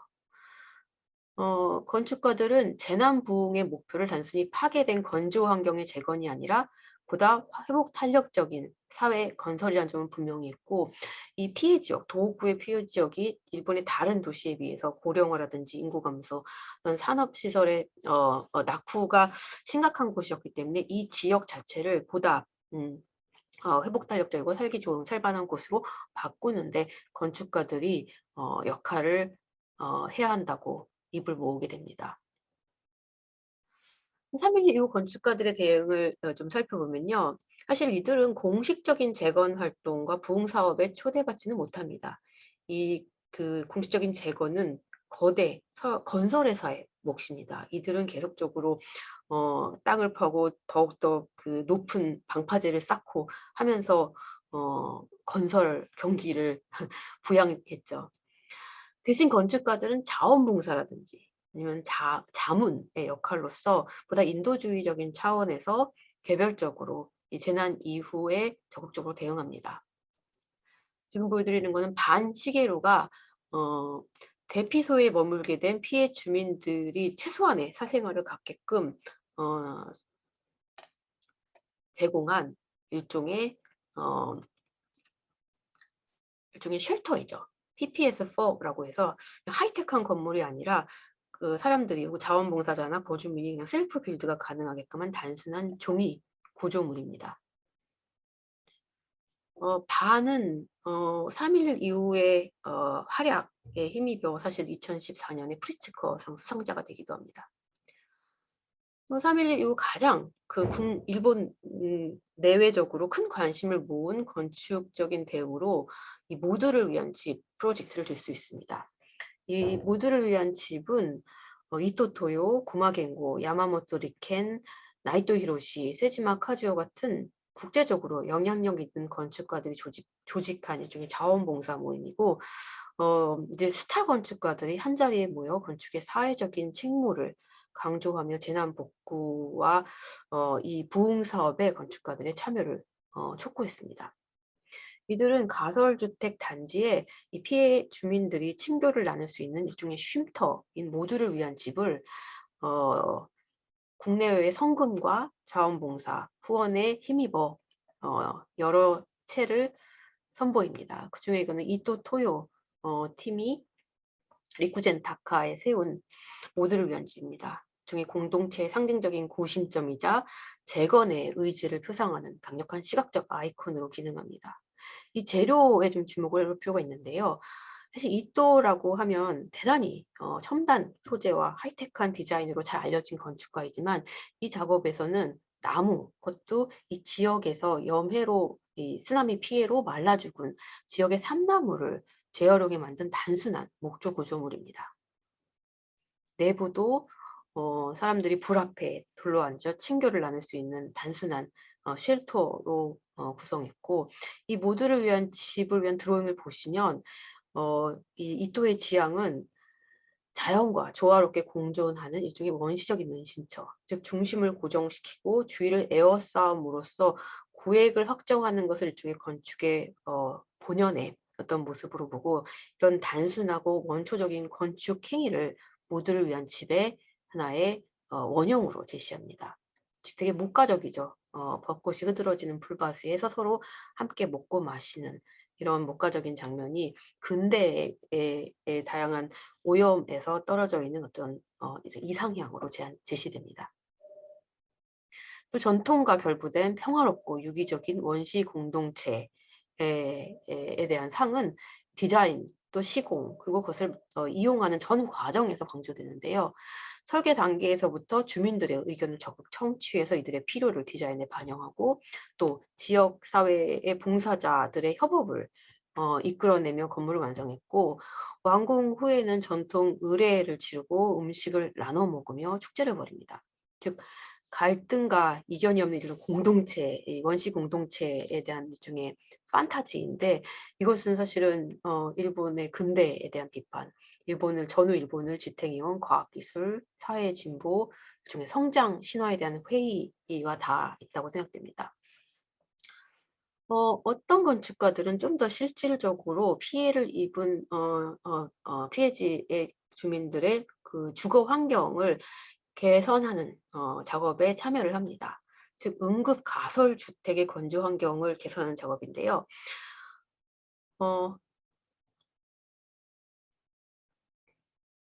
응급 가설 주택 건설에서 가장 중요한 것은 삶의 터전을 잃은 이재민들에게 신속하고 효율적으로 주택을 대량 생산해서 제공하는 것입니다. 이걸 위해서 정부 공식으로 프리패브 건축협회라는 곳에서 규격화된 가설주택을 일괄적으로 제공했습니다. 철제로 만든 규격화된 가설주택이 아주 신속하게 제공되었습니다. 근데 이게 뭐 고독사라든지 거주 환경의 문제에서 다양한 문제점이 지적이 되었고 사실 프리패브 협회가 감당하지 못한 부족분 일부를 지역 목공소나 공방에서 나무로 제공했는데 이런 목조 가설 주택이 오히려 온습도 관리라든지 주거 환경적인 측면에서 더 큰 호평을 받게 됩니다. 저는 재료의 문제를 조금 설명을 드리고 싶은데요. 새로운 건축 소재의 혹은 자재의 발굴은 인류세 시대의 건축의 향방을 논의하는데 대단히 중요한 부분 중 하나입니다. 즉 탄소 배출의 주범인 콘크리트를 대체할 수 있는 대안을 찾는 작업들, 그중에서 나무를 대단히 중요한 친환경적인 재료로 보고 뭐 직교 집성목이라든지 다양한 나무의 가공 방법을 통해서 좀 더 친환경적이고 폐기도 쉽고 또 누구나 쉽게 지을 수 있는 그런 건물 자재로서 나무에 대한 관심이 높아지고 있습니다. 사실 근대 건축은 나무를 그다지 선호하지 않았습니다. 그러니까 내구성, 내연성의 문제로 오랫동안 선호되지 않았지만 90년대 이후 들어 뭐 난연 목재 개발이 건축계 특히 일본에서 중요한 이슈로 등장했고 이 3.11을 계기로 해서 목재에 대한 폭발적인 관심이 등장합니다. 역시 나무로 지은 대안적인 가설주택입니다. 기존에 일괄적으로 제공된 주택과 달리 이 오츠키 도시오라는 그 도쿄대학 건축가 교수가 참여해서 일종의 커뮤니티 케어형 새로운 타입으로 제안을 한 것입니다. 이 건물은 가설주택으로서의 쓸모가 끝나면 이 노인주택으로 전환한다는 그런 구상 속에서 진행되었는데 아이디어는 일반존과 케어존으로 나눠서 케어존은 이렇게 주동을 서로 마주보게 일괄적으로 남향으로 배치하는 것이 아니라 주동을 마주보게 배치하고 거기에 베리어 프리 전혀 턱이 없이 해서 휠체어가 이동할 수 있고 또 그 가운데 목재 데크를 깔아서 이 외부 공간을 적극 활용함으로써 공동체의 친교와 유대를 끌어낸다라는 아이디어입니다. 오스키안이 대안적인 가설주택 단지에 관한 것이라면 이 아틀리에 바우아우의 코우하우스는 이 획일화되지 않는 새로운 그 각각의 주택의 타입, 유형에 대한 것인데요. 역시 나무로 지역의 산지에서 나무를 구해서 지역 목공소에서 가공하고 이것을 이제 셀프 빌드 방식으로 해서 이 자재 이동을 최소화함으로써 불필요한 에너지 낭비를 막고 지역 경제의 선순환에 도움이 되고자 합니다. 이 좀 자세히 보시면 이게 바닷가에 지어진 주택이기 때문에 이 바다를 보는 곳 툇마루를 만들고 이 외부 공간에 뭐 해산물을 말린다든지 이런 다양한 그 바닷가 경제에 필요한 시설들을 도입하고 또 외부로부터 직접 들어올 수 있게 세면실을 설치해서 지역과 뭐 기후와 환경과 조건에 전혀 무관한 획일적인 가설주택이 아니라 이 지역인들의 직접적인 필요에 대응하는 가설주택을 제안을 했고, 이건 사실 이 아틀리에 바우어의 관심은 그냥 주택의 한 타입을 제안하는 것에 그치지 않고 그 지역의 경제, 문화, 삶이 중첩된 어떤 생태계를 총체적으로 드러냄으로써 건축과 도시의 미래를 제안하는 일로 나아가는데요. 실제로 이 아틀리에 바우아우는 이 코어하우스를 제안하기 전에 이 지역의 지형이라든지 라이프 스타일 또 산업, 지역 건물 양식에 대한 어떤 유형화 작업을 통해서 이 특정한 맥락을 파악합니다. 이제 굴이 언제 열리고 또 여름에는 무슨 산업이 있고, 그래서 이러한 산업에 맞는 주택의 타입을 제안하고, 특히 중요한 것은 이제 숲에서 목재를 생산하고 지역 목공소를 통해 가공, 이것을 주택을 짓는 네트워크를 통해 쇠락한 지역 경제의 자립성을 높이고 회복 탄력성을 높이는 데 기여한다라는 점이 이 중요한 지점입니다. 아틀리에 바워는 이 나무를 매개로 한 이 도시 재생 전략을 목재 행동학으로 명명하고 이를 3.11 피해지뿐 아니라 다양한 지역으로 확대하는 데 주력하고 있습니다. 본 발표를 이제 마무리해야 될 시점인데요. 저는 이 회복 탄력성, 오늘 발표에서 많이 나왔던 회복 탄력성이라는 개념에 대한 비판적인 검토를 하는 것으로 이 발표의 결론을 가름하고자 합니다. 이 회복 탄력성이라는 개념은 사실 자연과 공동체의 치유력을 강조하고 있고, 이런 치유력에 대한 막연한 낙관론이 어떤 이 위기를 초래한 인간의 책임, 혹은 특정 계급의 책임을 간과하게 할 위험이 있다는 점을 부정할 수 없습니다. 또한 이 회복 탄력성이 강조하고 있는 그 가변성, 유연성, 적응력 등의 개념이 사실은 시스템의 큰 구조적인 모순을 외면하고 신자본주의 생존 논리를 답습하는 것이라는 비판도 가능합니다.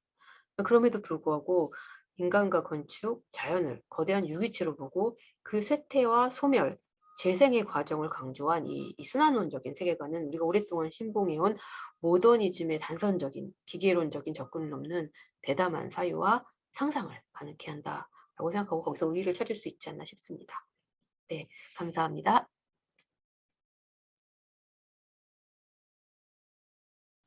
안녕하세요. 이번 토크는 본 온라인 리서치 쇼의 그 마지막 프로그램인데요.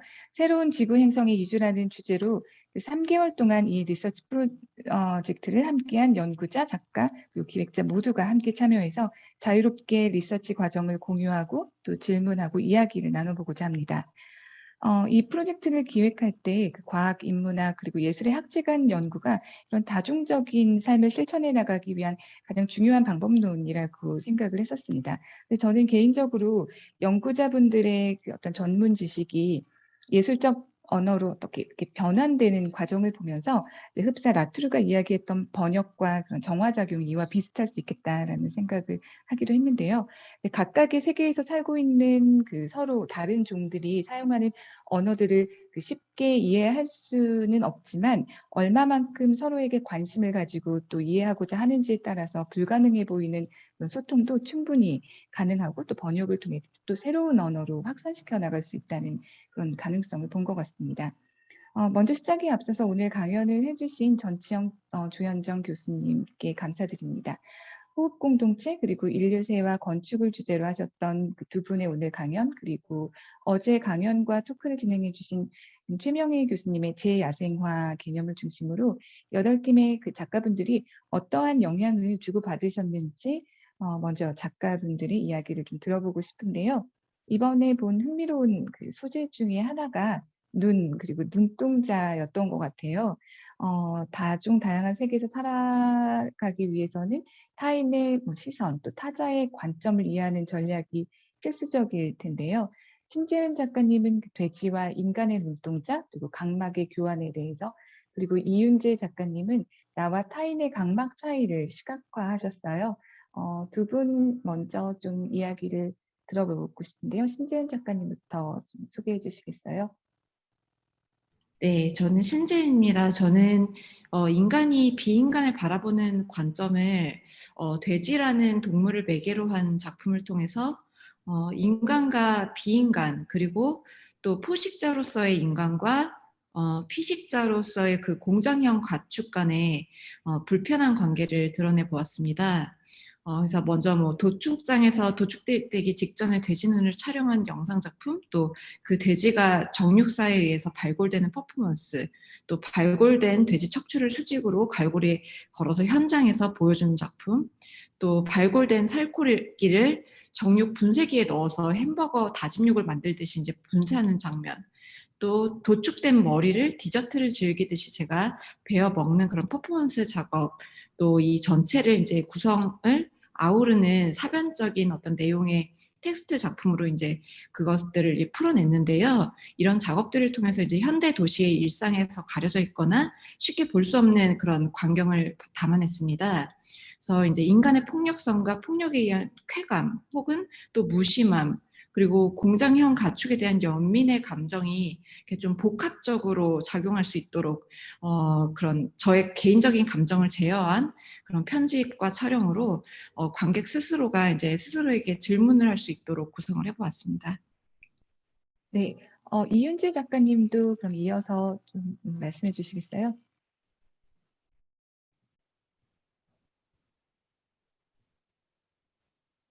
이윤재 작가님 계세요? 네, 들어오셨어요? 네. 안 들리세요? 들려요. 네. 네. 시작하겠습니다.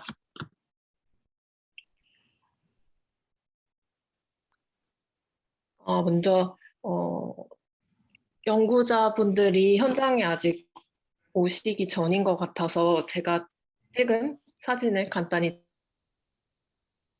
기존의 작가 저 한 사람 각막 데이터를 활용하는 작업을 했었고, 이번 레지던시에서는 이제 다양한 사람의 각막 데이터를 사용해 보려는 저의 이제 계획을 좀 테스트해 보려는 그런 시도로 저 말고 타인 한 명의 각막 데이터도 또 활용해서 필터를 제작하고 이걸 또 영상으로 촬영해서 비교하는 작업을 했는데요.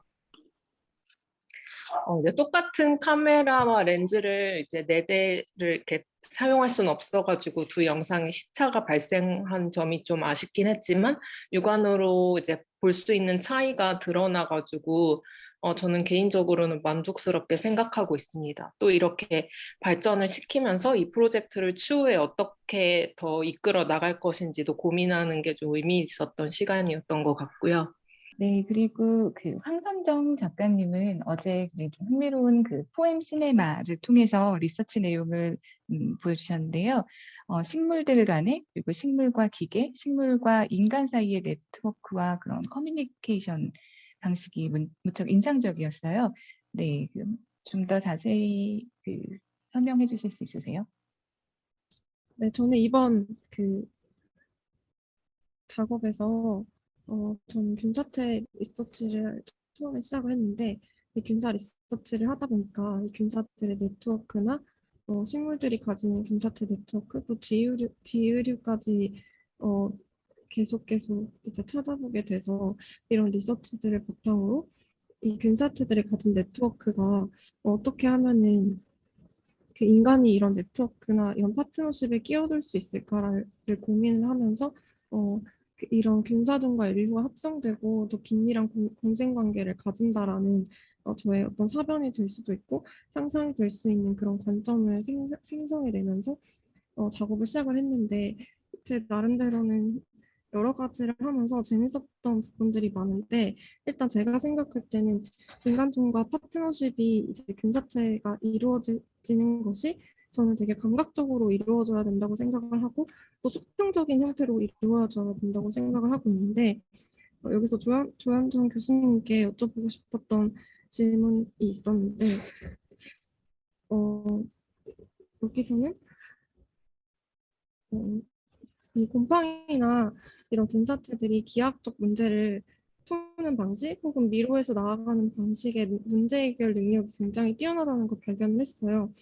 그리고 이게 아까 말씀드렸듯이 뇌 중심적, 그러니까 동물이 가지고 있는 뇌를 중심적으로 활용하는 것이 아닌 어떤 새로운 지능의 형태로 이것을 문제 해결을 한다는 것을 알게 되었는데, 또 이런 해결 방식을 철도나 도시 설계의 실제 경로에 많이 이용을 하는 연구들을 발견을 하게 되었어요.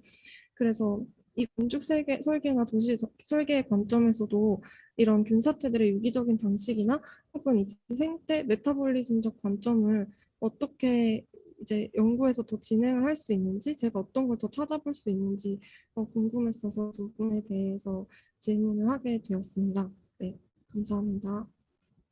그 균사체를 이용해서 새로운 그 건축 소재를 만들려는 시도가 대단히 활발되고 있는 것 같아요. 그래서 사실 콘크리트라든지 기존에 쓰던 뭐 철이라든지 이런 재료들이 탄소 배출의 주범으로 지금 지적되고 있는 상황에서 좀 더 친환경적이고 지속 가능한 재료를 만든다라는 전제 속에서 되게 주목받는 재료 중에 하나가 균사체인 것 같고, 그래서 뭔가 더 잘할 수 있는 건축 계속 또 그 건축 재료 자체가 삶과 죽음과 그 재생의 그 메타볼릭한 순환 과정을 유기적으로 할 수 있는 그런 맥락에서 대단히 주목받고 있는 신소재 중에 하나인 것 같아요.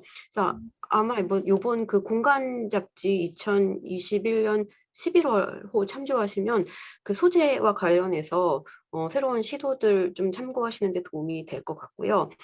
그다음에 건축과 도시를 메타볼리즘이라는 관점에서 보는 그 시도는 20세기 초반부터 있었던 것 같아요. 기계가 아니라 도시와 건축이 기계가 아니라 일종의 유기체로 보고 그러한 그 관점을 통해서 사실 근대를 넘어서는 새로운 사회를 시도한 그런 건축가나 도시 계획자들이 간헐적으로 등장을 하고 있거든요. 제가 특별히 주로 다른 일본의 메타볼리즘도 이름 자체를 아예 메타볼리즘이라고 해서 건축 그룹을 만들고, 최근에는 뭐 뉴 메타볼리즘 이런 식으로 해가지고 관련된 그 유산을 현대적으로 다시금 활용하려는 그런 시도들도 있고 해서 관련된 논의는 황선정 작가님이 생각하시는 것만큼 활발하게 진행되고 있는 것 같습니다.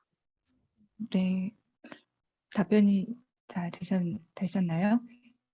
네. 네, 그 공간 잡지도 찾아보겠습니다. 네. 감사합니다. 저희 그 전시장에 가시면 연구자 섹션을 구성을 해놨는데요.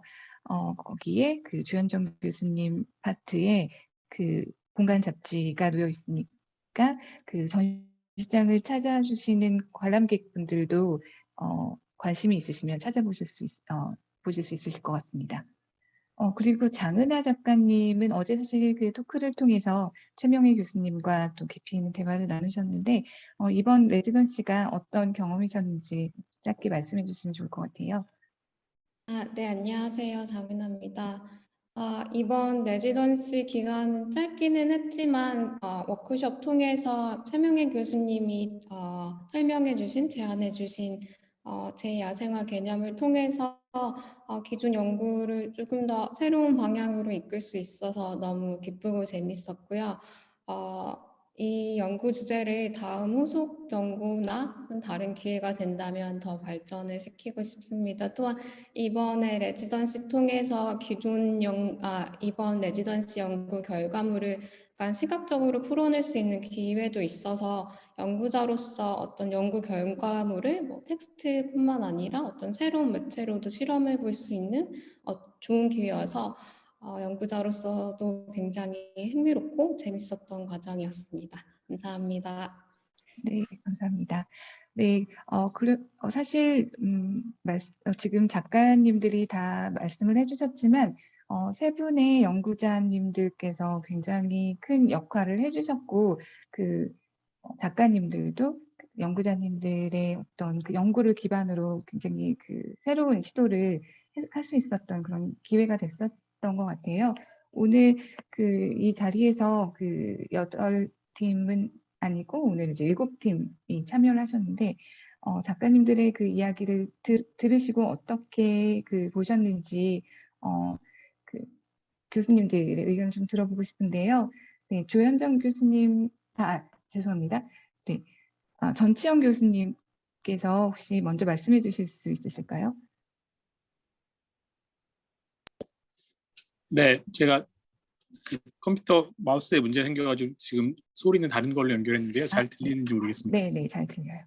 아, 네네. 네, 그 작가님들 그 작업하신 거 소개해 주시고 또 뭐 감상도 얘기해 주셔서 저도 재밌게 잘 들었는데요.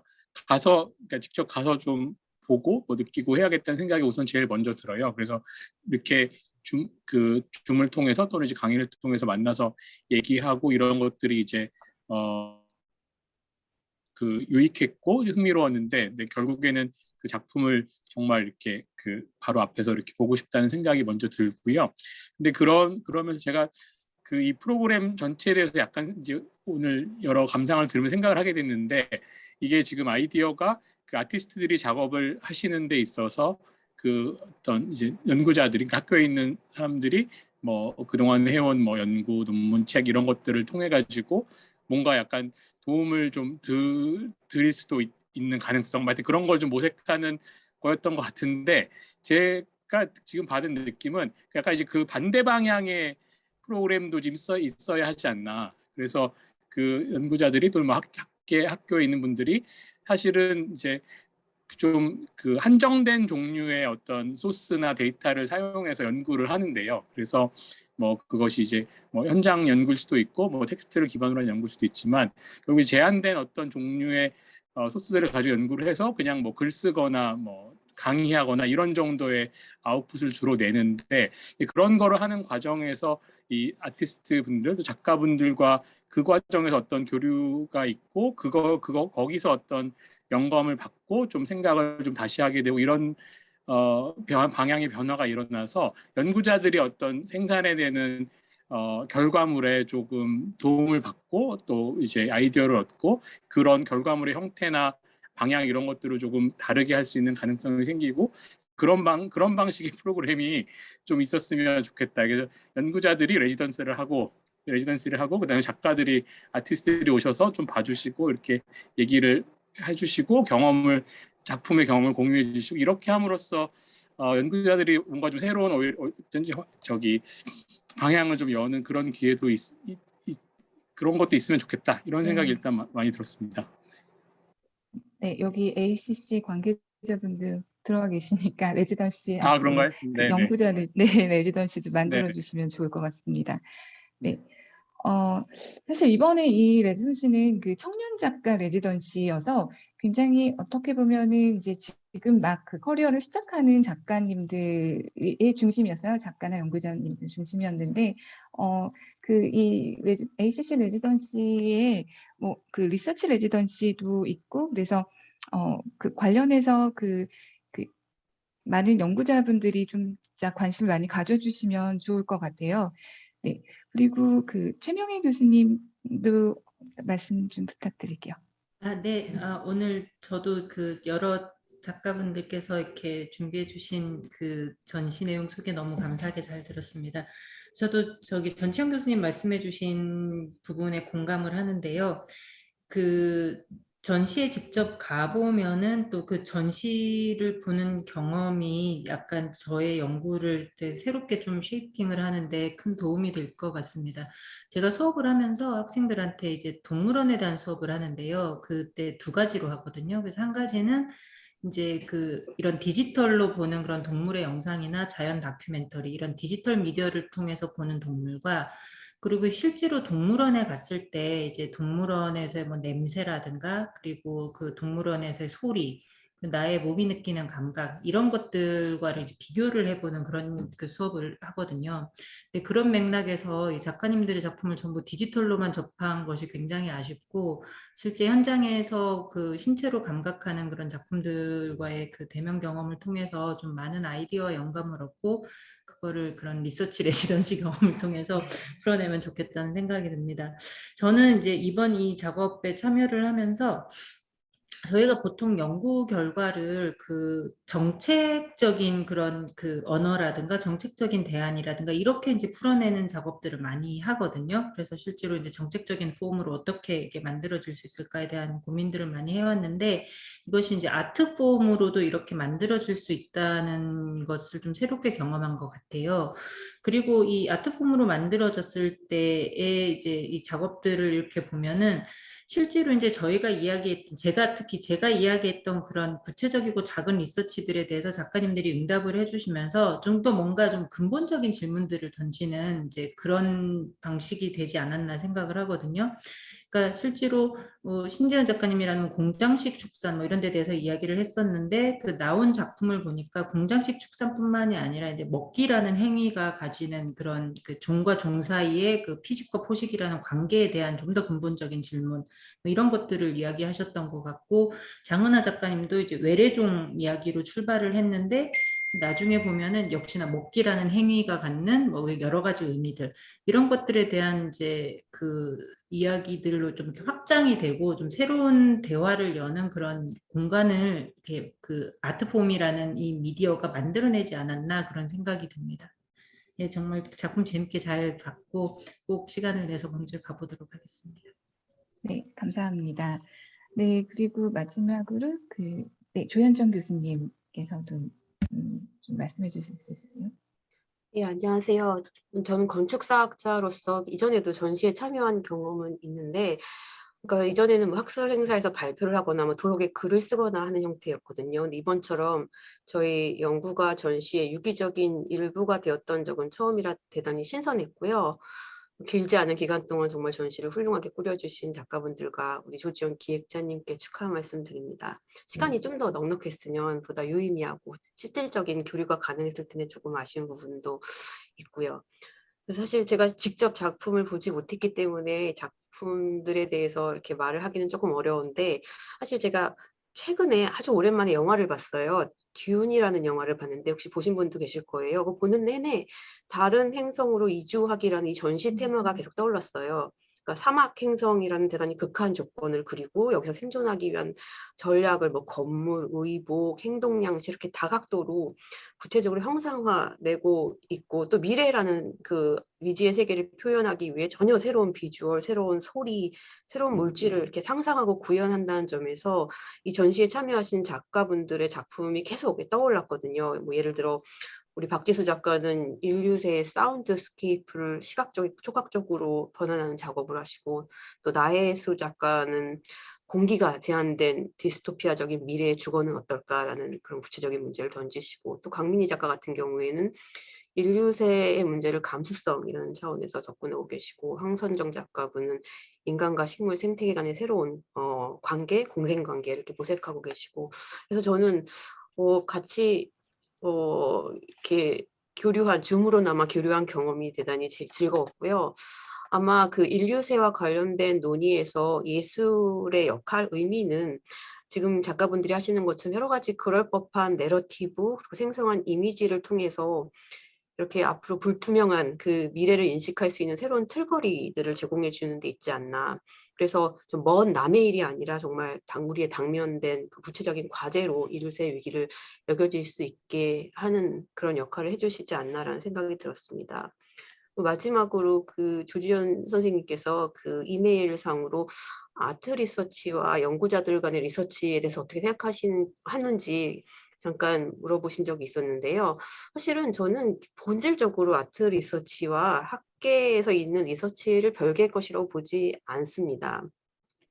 사실 뭐 미술가나 건축가들이 작품을 위해서 하는 리서치와 뭐 학술 리포트, 정부, 보고서 사이의 경계가 생각만큼 공고하지 않고 제가 아는 많은 작가분들이 뭐 실제로 경제 지표라든지 이런 것을 직접적으로 참고하고 또 언급하고 작품의 일부로 포함해 가면서 이렇게 여러 가지 그 분야를 횡단해 가며 작업하시는 작가분들이 많고 또 연구자들도 미술 작품이나 뭐 건축물 이런 것들을 여러 가지 그 시대의 감수성과 마음을 알기 위한 어떤 되게 중요한 통로로 보시면서 작업을 하셔서 저는 이번 되게 독특한 아트 리서치라는 뭐 아마 개념 미술에서 연연한 그 컨셉을 통해서 좀 더 이 분과별로 좀 적극적인 소통이 더욱더 앞으로 활성화될 수 있으면 좋겠다라는 생각을 했습니다. 네, 감사합니다. 오늘 사실 그 8팀의 작가분들이 모두 참여하지 못하고 그 이미그룹은 사실 오늘 개인적인 사정으로 부득이하게 그 참여를 못했는데요. 그 이번 프로젝트를 마무리하면서 이미그룹의 그 퍼포먼스 필름과 그 설치를 좀 소개드리고 싶습니다. 이런 어떤 인류세라는 그 위기 상황에 우리 모두 사실 새로운 지구 행성으로 이주하기 위해서 각자의 대처법으로 이주를 하는데 그나마도 이런 어떤 교육이나 뭐 정보 그리고 남들이 다 갖는 어떤 그런 기회로부터 소외된 그런 사람들은 그 새로운 행성에 적응하지 못하거나 또 이 손상된 행성에 그냥 남겨져야 하는 이야기들을 하고 있는 그런 작업입니다. 그래서 어쩌면 우리 모두가 또 다시 앞다투어서 새로운 지구라는 개념에 적응하기 위해서 분투하고 또 경쟁하고 있는 것은 아닌지, 또 이러한 패러다임의 전환 과정이 어쩜 더 큰 사회적인 위계나 그 소외를 만들어서 누군가는 그 주소가 정말 사라진 채로 생존의 권리를 빼앗기게 되는 그런 상황에 놓이게 될 텐데요. 우리가 사실은 그런 상황에 더 직시해야 된다라는 그런 생각이 들고요. 그래서 조현정 교수님과 전치영 교수님께서 오늘 해주신 그런 강연에서 지역 기반의 공동체와 연대 그리고 공공의 과학 실천에 예술가들이 많이 개입하고 또 보이지 않는 어떤 인류세의 시각 이미지들을 만들어내는 데 있어서 예술가들의 어떤 사회적인 역할이 더욱더 강조되는 것 같습니다.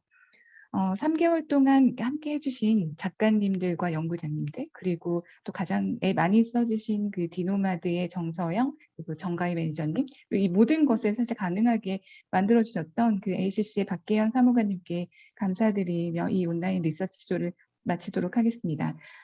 일요일 오후까지 이렇게 끝까지 함께 해주신 여러분께도 진심으로 감사드립니다. 네, 감사합니다.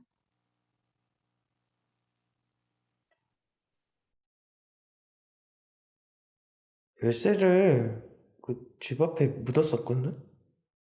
근데 거기 건물 지어졌어? 아니, 나 원래 거기 묻고 다녔잖아. 아니, 나 묻고 다녔잖아. 어릴 때부터 거기 그냥 흙이었단 말이야.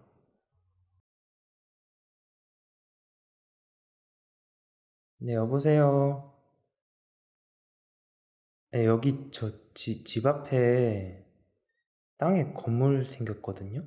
건물 밑에 저희 집 열쇠가 있는데, 이거, 네? 네, 아니요, 아니요. 제가 열쇠를 묻었는데요. 건물이 들어와가지고, 아니, 네. 제 땅은 아닌데, 네, 여보세요? 그래도 숨기고 잠깐 일 있어서 네, 집에 한동안 안 왔었거든요. 근데 그 사이에 거기에 건물이 들어섰어요, 지금.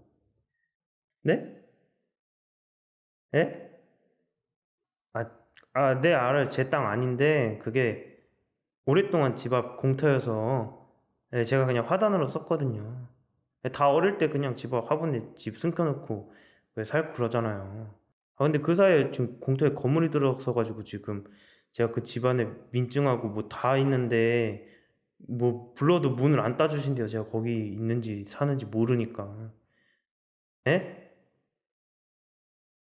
아니야. 예. 네. 그건 그렇죠. 근데 증명은 그러니까 증명할 게 저 다 안에 다 있다니까요. 제가 여기 동안 오래 살았는데. 예?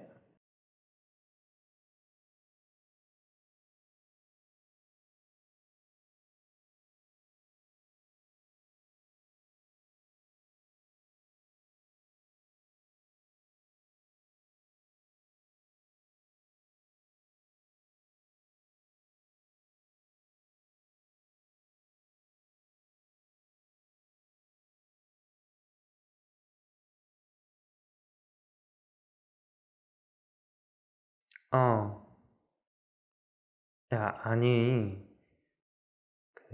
집 주소 기억나냐? 우리 집, 우리 집. 그런 거 몰라?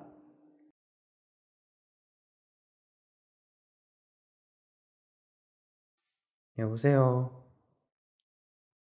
네. 지금 제가 일 있어가지고, 네, 그거 할 수가 없어.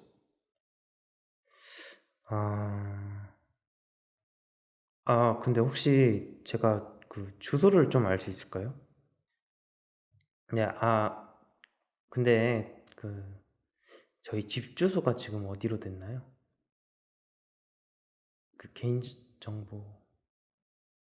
아니, 지금 저한테 전화하셨잖아요. 그러니까 저한테 전화하셨잖아요, 저한테. 아니, 제 건데 개인 정보를 왜 지켜줘요? 저라니까요?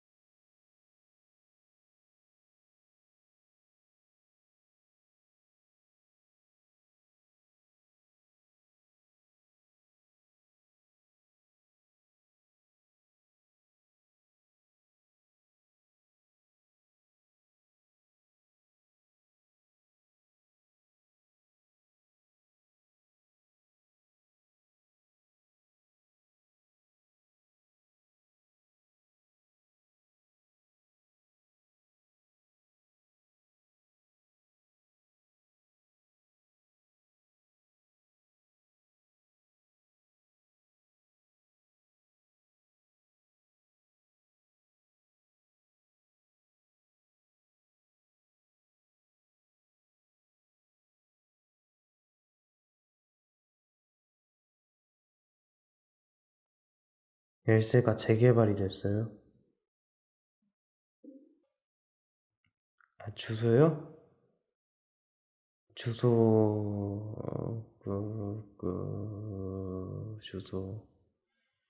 주소가 기억이 안 나는데요.